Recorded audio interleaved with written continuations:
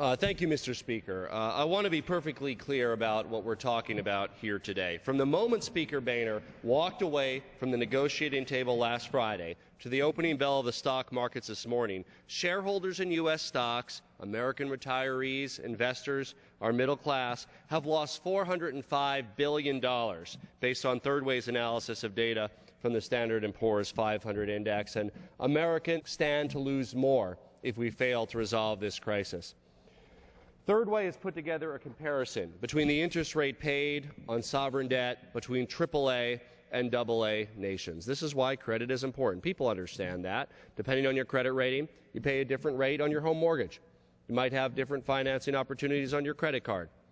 If America misses a debt payment, the rating agencies have let us know that it likely will result in a downgrade from AAA status to AA status. I would also point out that this current bill before us would likely lead to that as well, because it only contains a short term, a 6-month renewal of our debt ceiling. And having watched the dysfunction of Congress over the last few weeks, the global investment community, those who loan us money, will say the last thing we need to do is put ourselves through this again in 6 months to ensure stability. Countries that have AAA ratings have an average 10-year bond rate of 2.98%. Countries that have AA have an average bond rating of 3.75%. So 0.75% difference. What does that mean? It means 0.75% on your variable rate home mortgage. It means 0.75% on your automobile. And yes, it means more government expenditures, bigger government expenditures, just to cover the debt that we already have. In fact, that difference, that 0.75% difference over the next 10 years, will cost taxpayers in additional interest payments over $1 trillion. So here we are with a bill that cuts spending, cuts $915 billion of spending, but because it will likely lead to a downgrade, will cost over $1 trillion.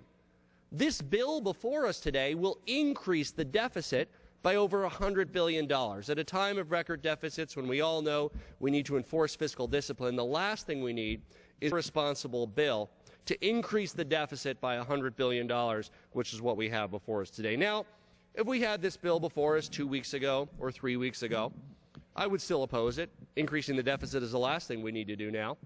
But it would have been an interesting discussion. It would have been a maneuvering in politics and all this stuff that this body does too much of in posturing, in my opinion. But here we are 3.5 days from the debt ceiling expiring. And the gentleman from Texas and the chairman of our Rules Committee and many others have said, we know we need to do this. We know we need to do this. Well, you know what? If we know we need to do this, why are we doing this 3.5 days before the expiration of the debt ceiling? Why are we potentially passing a bill that will increase the federal deficit, that will almost certainly lead to a downgrade, that the Senate has said they will kill, that the President has said he will veto? I understand that the plan was to pass this bill last night. I understand that the majority party was short of a few votes. That would have been yet another window of opportunity for this Speaker, who has had many, to negotiate a real solution, to be the statesman, to work with the President and the Senate to come up with a bipartisan package to increase the debt ceiling, cut spending, decrease the deficit. The President's talked about decreasing the deficit by $4 trillion. Instead, we have before us a bill that's likely to increase the deficit by $100 billion, the last thing we need from Congress at this juncture in time. 3.5 days, Madam Speaker, is how long we have to get this right. I ask you, Madam Speaker, is this the step we need to take towards that outcome, passing yet another ideological bill that will cost taxpayers $100 billion and cost middle-class families another percentage point on all the debt that they have? Madam Speaker, there is a route out of this. And the route out of this does not involve the majority party trying to pull back the 4 or 5 or 6 people that they need over there. The path out of this is the Speaker engaging us, engaging all members of this chamber, engaging the President of the United States, who has to sign this at the end of the day, engaging the Senate Majority Leader and the Senate Minority Leader, to go back to that table that Speaker Boehner walked out on last Friday, to negotiate a real solution to the deficit crisis and the spending crisis that has gripped this country, that could very well lead to a downgrade and increased deficit spending unless we get our arms around it. Look, I think many on my side of the aisle are open to a compromise. President Obama himself has called for a compromise, and I know my office and the offices of many other members of Congress have received hundreds of calls from constituents echoing that desire to reach a solution on this. I fear that the step before us today is yet another example of the dysfunction of this institution under this leadership. But it's not too late.